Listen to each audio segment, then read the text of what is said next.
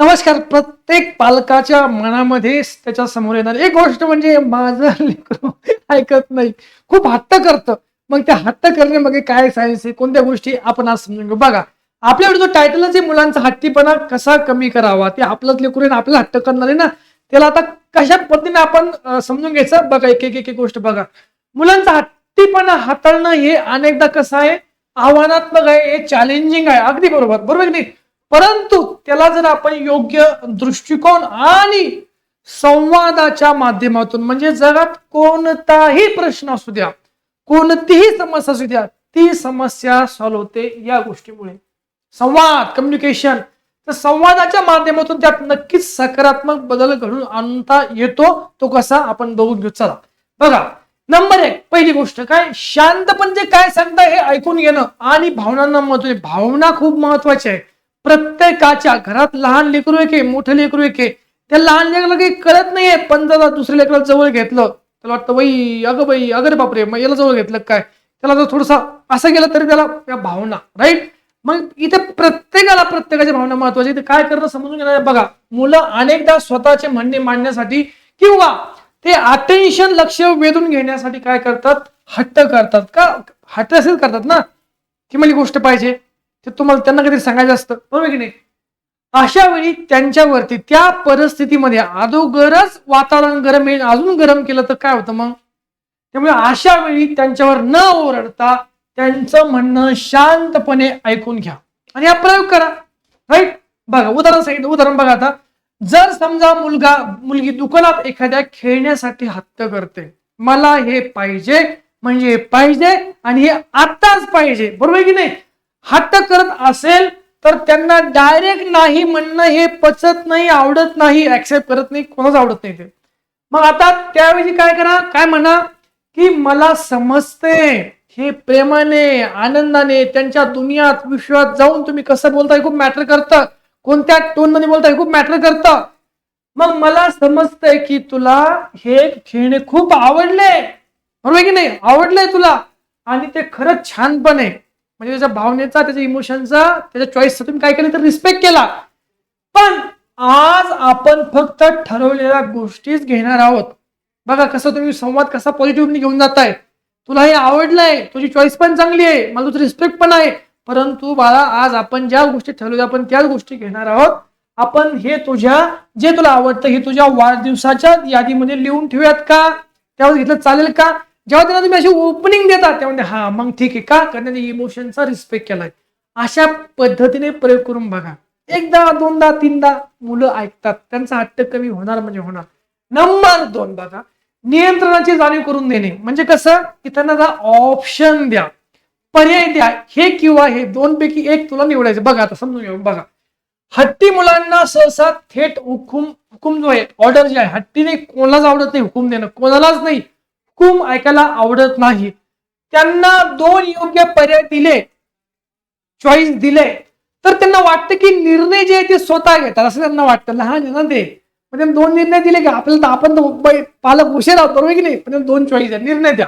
त्यांना वाटतं, त्यामुळे काय होतं, त्यांना वाटतं निर्णय जे आहे ना आपणच घेतोय असं त्यांना वाटतं. उदाहरण बघा, आता आताच्या आता दूध पी आताच्या आता, बरोबर की असं सांगण्याऐवजी, घेतो का नाही असं सांगण्याऐवजी, तुला दूध निळ्या कप मध्ये हवा आहे की लाल ग्लास मध्ये आहे, दूध तर घ्यायचंच आहे, त्याला ऑप्शन दिले. आता हा कशात घेतो मग तू, निळ्या कपामध्ये घेतो, व्हाईट कपामध्ये घेतो, लाल ग्लासमध्ये कशात घेतो, त्याला चॉईस द्या. तो चॉईस काय करतो, निवडतो. त्याला असं विचारा. यामुळे काय होतं, जो संघर्ष आहे मेंटल लेवलला तो कमी होतो. इथे चॉईस मिळतात, 2 पर्याय दिला. तुमचं जे काम आहे तुम्हाला द्यायचे तो घेतो पण, आणि तो एक पर्याय निवडतो. तुम्ही म्हणा ते दूध घेईन आताच घेते, घेणार नाही, कशात घेतो, कशा पद्धतीने घेतो, ऑप्शन द्या. बघा असं होतं. मग त्यामुळे काय होतं, सहकार्य वाढतं. राईट. नंबर 2. नंबर 3, सकारात्मक वर्तनाचे कौतुक करा. सकारात्मक जे काही छान करताय मुलगा, कुठलीही गोष्ट, मुलगी कोणती गोष्ट, सकारात्मक बोला. बघा, बऱ्याचदा आपण त्यांच्याकडनं चुकलं ना तर लगेच बोलतो, पण त्या चांगल्या काही केलं आपण बोलत नाही. आणि मुलं इथंच घडतात, बरं लक्षात घ्या. बघा, जेव्हा मूल हट्ट न करता तुमची एखादी गोष्ट ऐकतं, हट्ट करत नाहीये आणि तुम्ही एखादी गोष्ट ऐकताय, तेव्हा त्याकडे दुर्लक्ष न करता लगेच आवर्जून कौतुक करा. व्हेरी गुड, शाबास, खूप छान, वंडरफुल, ऑसम, फॅब्युलस, असं त्यांना कधीतरी बोला, त्यांचं कौतुक करा आणि ओरिजिनल करा, खरं खरं करा, जेन्युइनली करा. चांगल्या वर्तनाची नोंद घेतल्यास त्यांची पुनरावृत्ती होण्याची शक्यता खूप जास्त असते. प्रबलीकरण आता तुम्हाला मानसशास्त्रामध्ये राईट ही वाढते. मग चांगलं वर्तन जर करून तुम्हाला कौतुक करावं लागेल. बरोबर उदाहरण बघा आता. आज तू बाहेरून आल्यावर तुझे बूट, तुझे सॉक्स, तुझी बॅग स्वतःहून जागेवरून काय केलं तू ठेवलं, स्वतःहून ठेवलं. हे पाहून मला खूप आनंद झाला. व्हेरी गुड बाळा, खूप छान. आता असं म्हटल्यानंतर पुन्हा दुसऱ्या दिवशी अजून चांगलं करेल का? तिकडे बूट फेकेल, इकडे असं करेल नाही. ते अजून चांगलं करेल, अजून एक एक गोष्ट चांगलं करेल. अरे वा, शाबाश. असे छोटे छोटे हँड वॉश करण्यापूर्वी अभ्यास, अरे तू स्वतःहून अभ्यास केला, अरे वा शाबाश. पाठीवर हात ठेवून त्यांना बोला, बदल होतो. तुम्ही त्यांना कसं सांगता हे खूप महत्वाचं आहे. राईट. बघा नंबर 4, नियम स्पष्ट आणि ठाम ठेवणे. काय बघायचं आता, नियम महत्वाचा आहे ना. लाड आणि प्रेम या दोन गोष्टी फरक आहे. तुम्हाला नेक्स्ट व्हिडिओ मी सांगेल. बघा, मुलांना घरातील नियम आधी स्पष्ट असले पाहिजेत, क्लिअर. एकदा नियम सांगितला की त्यात सातत्य असणं अत्यंत गरजेचं आहे. मग आता जसं की बघा, जर ठरलं असेल की झोपण्यापूर्वी मोबाईल बघायचा नाही, हा नियम आहे, राईट, तर मुलाने कितीही रडारड केली तरी तो नियम मोडू नका.